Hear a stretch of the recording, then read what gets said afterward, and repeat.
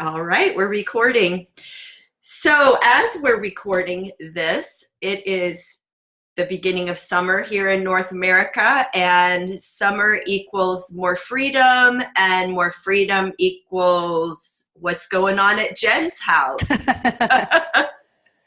What's going on at Jen's house changes day to day to day, but because I have all these boys in my house, it almost inevitably at some point involves risk.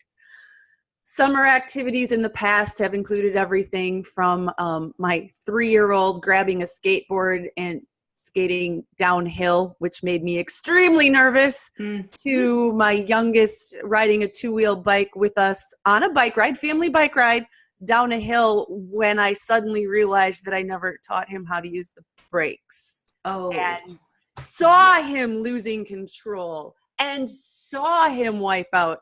And that is a terrible feeling, as you can all imagine. Risk, right? Risk. And a year ago, I had a really interesting thought about this. My 14-year-old, then 14-year-old, at the beginning of summer, he said to me, I wish I lived back in Dad's childhood. And I'm like, why? Because, you think about it, and today, like, these kids have access to so much that we never even imagined. All kinds of, technology, and the internet exists, and you can do all these cool things. But when it came down to it, he wished that he had the same freedom to jump off the bridge that goes over the river in our town that his dad did when he was younger. Mm-hmm. Same town, same bridge, same river. But the reaction is quite different in many corners. Mm-hmm. And I'm going to guess there's signs posted that you can't be on the bridge. No signs? No, there aren't. And I will give you the quick version of the story in that, and my son did jump off the bridge last summer, and it made his day. Yeah. It made his day. And here's the thing. My son was 14. He did this with some friends, and they were smart about it. They have spent enough time by this river to know that who knows what sometimes might be at the bottom of the river. They've spent a lot of time fishing this river. And so they wore their tennis shoes, their old tennis shoes, so that when they jumped off this river, if their feet touched something sharp or unhealthy on the bottom, that they had some protection. And they went together, and they did it together. So I was really impressed at how they managed the risk also. And I think that's an important thing when we start talking about risk. Yeah, risk management. I think there's a career in risk management, and bravo them for looking at it, planning and executing the feat. And that is a rite of passage, and those boys are probably still talking about, hey, remember that time we jumped off the bridge? And it's something that boys love to do together. Boys will tend to take more risk together than as individuals. So this is something for parents to be aware of, that, when you've got a group of boys going off to do something, you do want to be extra sure what exactly they're up to. I'm laughing as you say that because I think it's virtually impossible to be sure of what they're going to be up to when a group of boys goes off. There's what they tell you, there's what you know, and then there's what might end up happening. And so at a certain point, all of this is a tremendous leap of faith for parents also. And I really think that's the part we need to talk about. How can we as parents, adults, teachers, grandparents understand so we can support boys need to take risks? Yeah. And it's, we're talking about your 14-year-old son and our leap of faith as the adults in his life. But we have to take it back to the beginning and helping that 3-year-old and that 2-year-old learn, about things like brakes and wheels. But, they have to learn this cause and effect and physics and all of those things. And we have to let them. Yes. That 14-year-old was the same 3-year-old who took the skateboard down the driveway. Same kid. He was also the same one who would freak me out trying to climb up in a tree. We had this tree that all the kids like to attempt to climb. And the rule of thumb was always, if you can't get yourself up into the tree, then you can't climb the tree. Like if you need somebody to give you a boost, then you're not ready to climb this tree. Mm-hmm. So what do you think they did? They found all kinds of ways to get around that themselves. There for years, there was one of those little like 2-step step ladders pulled over by the street because he kind of used that to get up there. But he figured it out in the process of exploring and taking these little physical risks. He learned a lot about his body, a lot about his capabilities, both physically and psychologically. He learned to confront fear. He learned a lot about his parents, whether or not they trust him to manage risks and to figure things out on his own. And so you're absolutely right. It's all these things that we do from the times our kids are little that ultimately enable them to take and survive the big risks, which is really what we want, because the whole goal of this is to send these children out into the world, whereas you and I know all kinds of unexpected things happen. And even the really good things require us to take some pretty big risks. Yeah.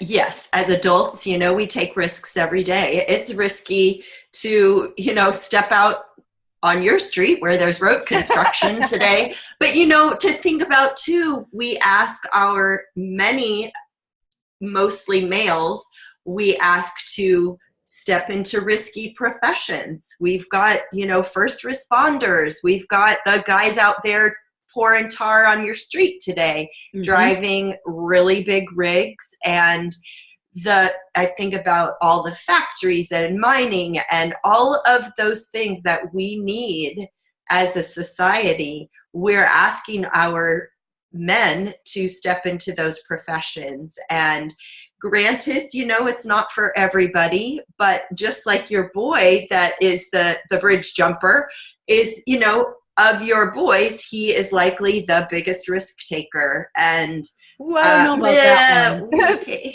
There's some contest, and that title is constantly going back and forth. Okay. But that not every boy is going to be seeking big risks. Absolutely.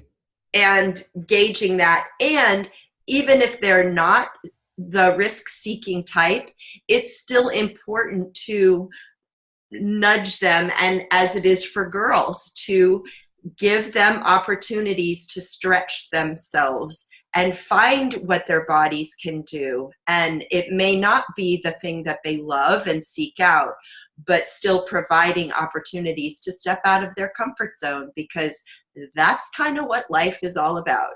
So how can we as adults support and encourage kids to take risks? Whether sometimes it's the kid taking the lead, the kid who really wants to go do things. And sometimes you do have a more reticent child who is afraid to step out of their comfort zone. And you're right, risk is important for that kid. So what kinds of things can we as adults be doing to encourage and support risk-taking in kids in a society that, in my view, has become increasingly intolerant of risk? Yeah. Where I go as you're saying that, Jen, is looking at what we do as a family and being a family who is curious, being a family who wants to learn something new, being a family who, here's summer stretching out before you. What do we want? What skill do we want to learn? And it can be a family thing or an individual, but what's a new thing that we want to learn? Maybe one of your kids is interested in horses. And so you all go and, do a trail ride or something, but that your kids see you also stretching, also moving out of your comfort zone, and that you can say, oh, this is kind of scary. I don't know. And then they see you figuring out how to handle it and do the self-talk and push yourself a little bit. So that role modeling is so important. That brings up for me the importance of moms in all of this. So after I got divorced, one thing I realized very, very quickly is that in a lot of families, it is the dad who does the risky things with the kids, or even the fun things, or the physical things. So if the family goes to the beach or to the pool, right? Who is jumping in the water with the kids? Who's throwing the kids around? It's usually dad, and mom is usually on the beach. Not true in every family, but predominantly. And I'm not going to lie, I really like sitting on the beach reading a book. But when there was no dad there to do those things with my kids, that didn't seem fair for the children. And I realized I wanted my kids to know that, hey, mom can do cool things too.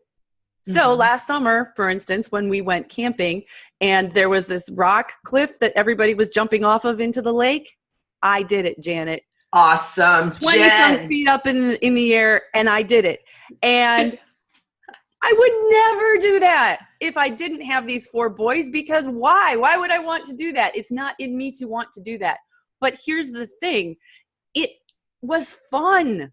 It made my life better. There are a lot of things that I have tried because my boys have, or because I want to see them seeing me taking some risks and trying things. So it's made my life better also. So I think that's one thing for parents to keep in mind with risk, is that it's not just good for your kids. It can really make your life a lot more fun. Yes. Yeah. Definitely. I know one of the other things, as I've thought about this, I've learned to really rest in my knowledge of my child.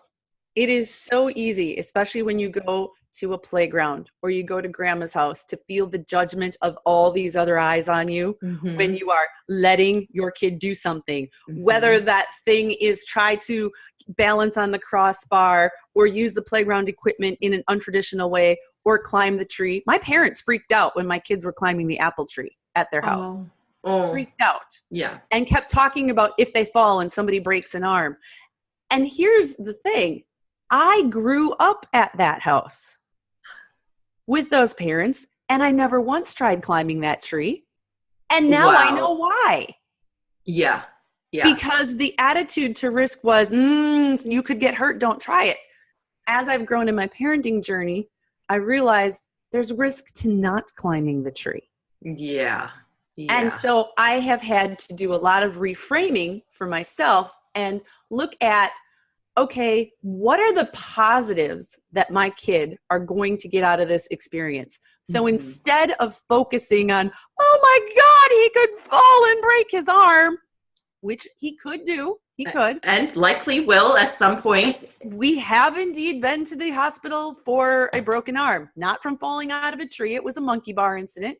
It happens. Yes. But if I don't let my kid have those experiences, what is he missing out on?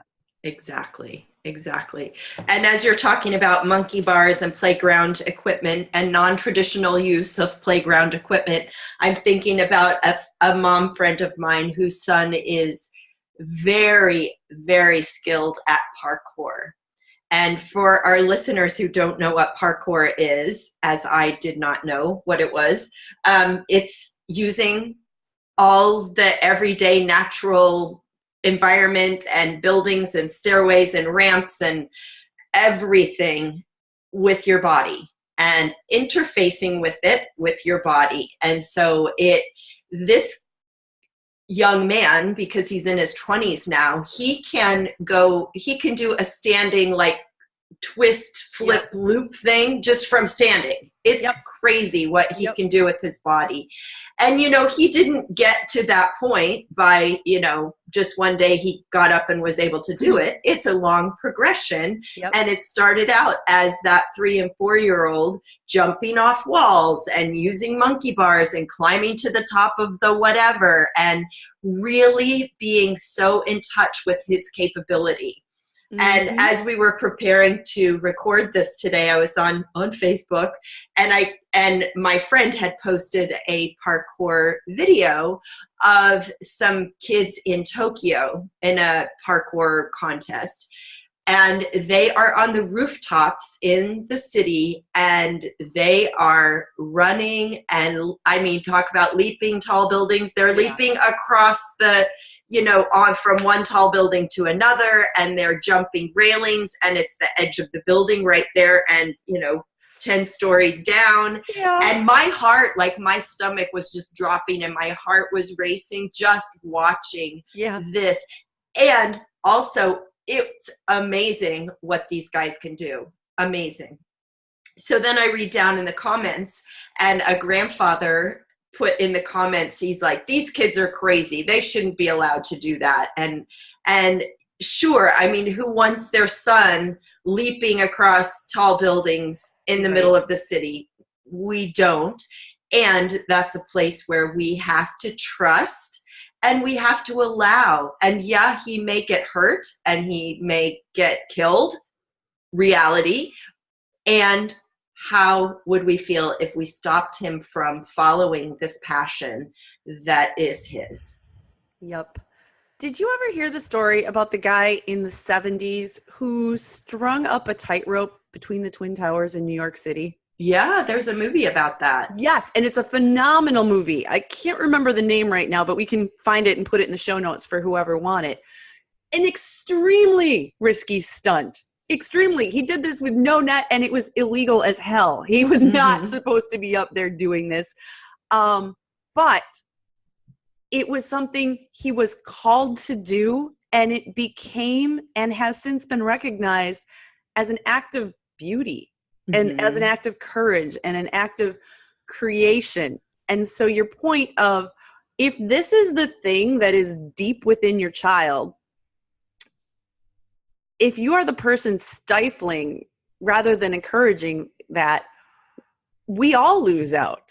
Yeah. We need each of our children to find what their thing is, what their things are in this world, and to build that and to nurture that and to grow and to contribute. And we all have our own pieces to play. And so encouraging and helping our kids get comfortable with risk is a part of that. And it's what you alluded to before too, about the planning, the boys planning to jump off the bridge. Oh, well, let's have tennis shoes on.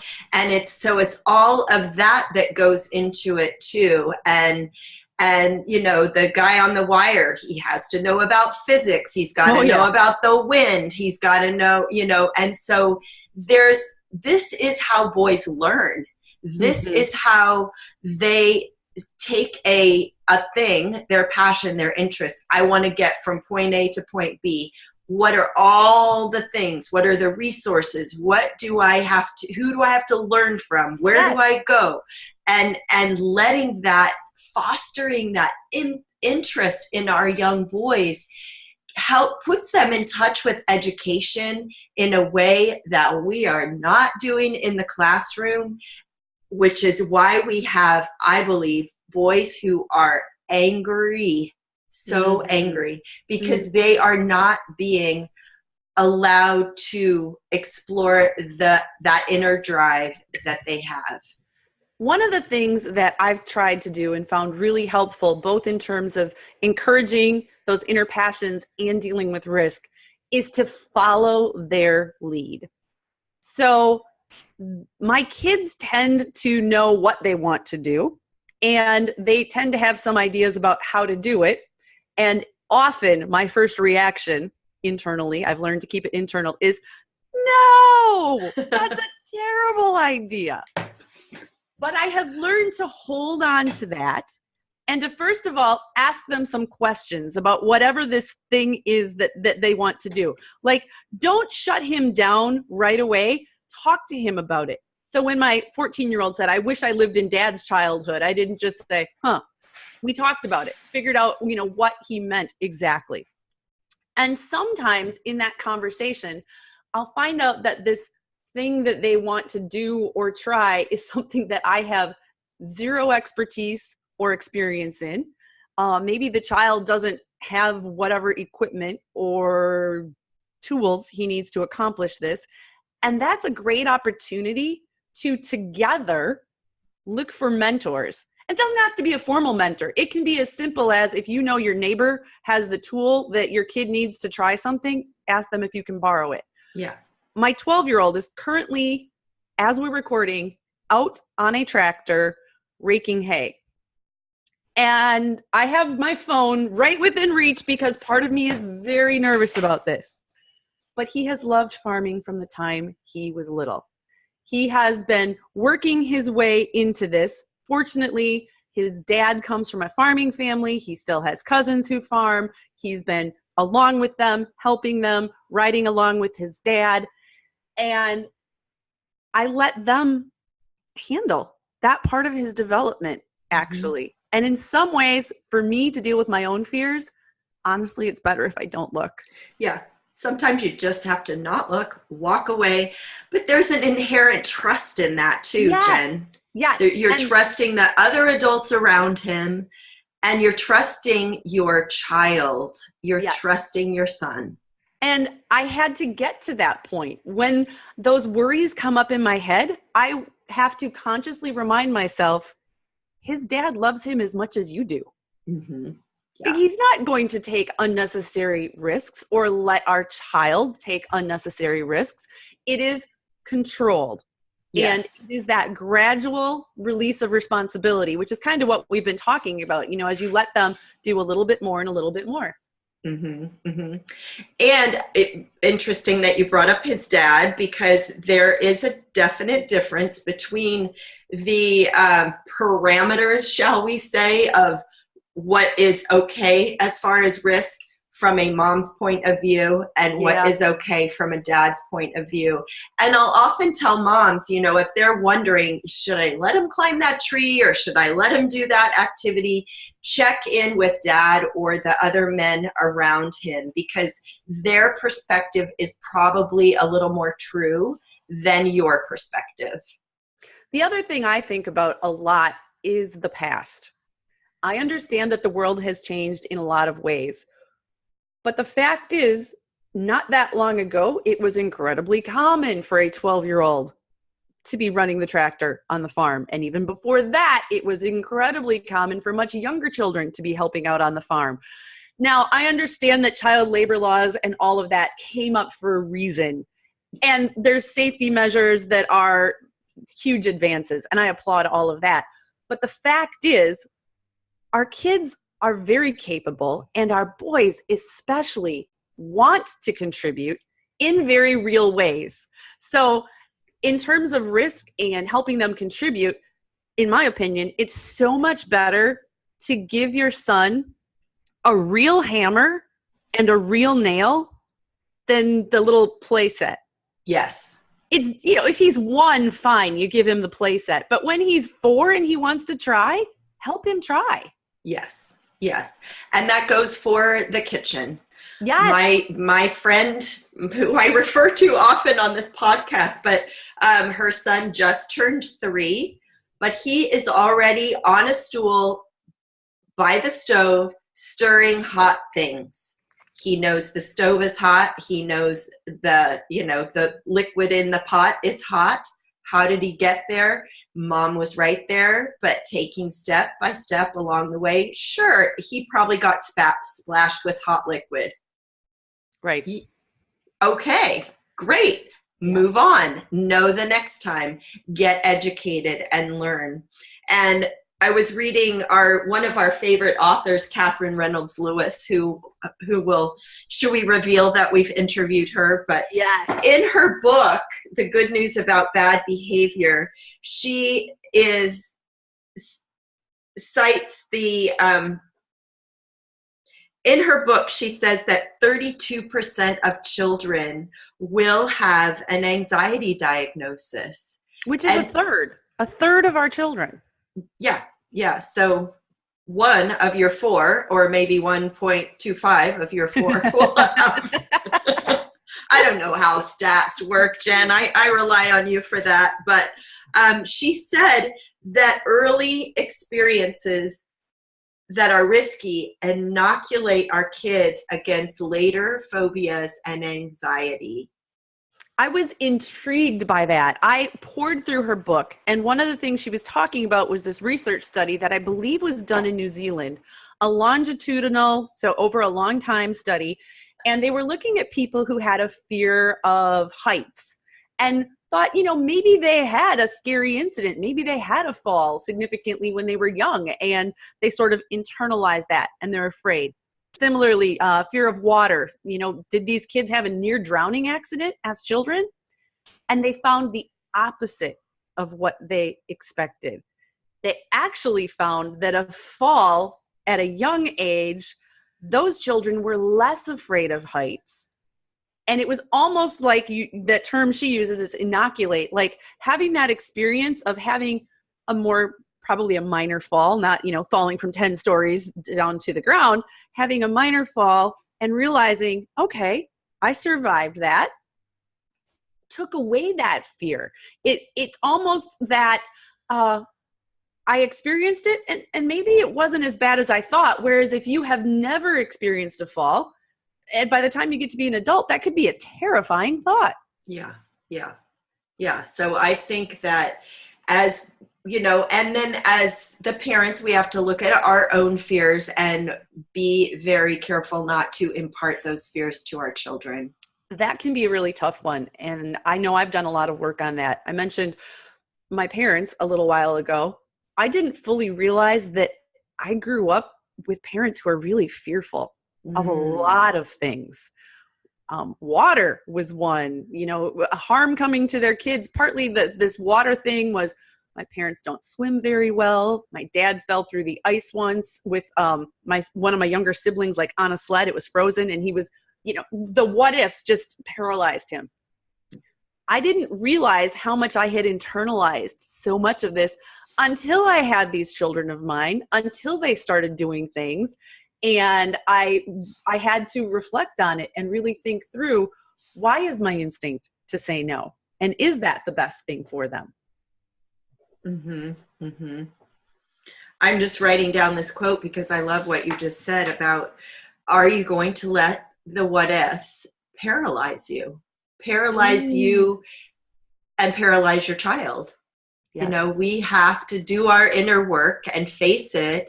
And then we absolutely have to let our children follow their inner drive. They've come with something. That man came with something that said, string this wire up across these two buildings and walk across it. And, that was an inner idea, probably maybe influenced by something outwardly. But it is so important that we honor that which is within our children.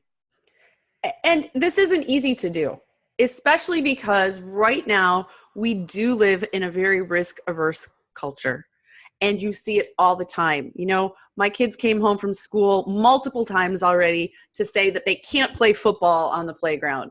And they could play it last week. Why can't they play it this week? And so when I talked to the principal about that, there's liability concerns. And you hear these things all the time, liability concerns. You hear about laws and cases where the authorities get called because there is a 10-year-old outside walking unattended, no adult. And that's where this whole concept of free range parenting has taken off, which I really support. And I'd like to share the link to the free range parenting website because it's a great resource. But what I'm saying is we are all living in a time and a place that is not nearly as tolerant of risk as it once was. But I think the pendulum is starting to shift. I think people are starting to see that if we want our kids to be independent adults, we need to let them do things as they're growing. And that's where we can all be a part of that change and support one another in finding opportunities to let our kids take risks. We can commiserate with one another, and share our fears and our, oh my God, I can't believe he just tried that stories with each other. Yes. Yeah. And to recognize that the risk taking, the mistakes that are made, all are leading towards mastery of their bodies, of a topic, whatever it is. But isn't that what we're doing? We're raising our kids towards being masterful and being in charge. And this is how it unfolds. When we're talking about finding this balance, I'm struck by this moment when my second son was little. He wasn't even 2 yet. He was only 1 something. And he was a climber. And, at 1, they can move super fast. And somehow before I even knew it, where's Ty? And I look around and I find him sitting smack dab on top of the kitchen table. Like, I'm not even sure how exactly he got up there. I'm sure it involved the chairs, but he's sitting there looking as pleased as can be. And I felt like I sent him such mixed messages because on the one hand, it was absolutely adorable. I'm like, stay there so I can take a picture. And I took a picture and then I'm like, and don't do that again. Yeah. It can be hard. Especially when their risks make us uncomfortable. Sometimes they make our lives a little bit inconvenient, but it's so important. So important. Shall we wrap it up there? I feel like we need something, ma'am. All right, what you got? I don't know.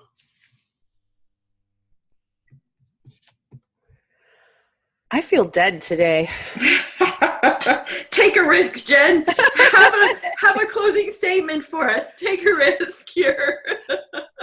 I could share like those 5 points for encouraging your son to take healthy risks, which we've mentioned them, but I could just sum them up at the end. Okay, I'll ask you about that. Okay. All right.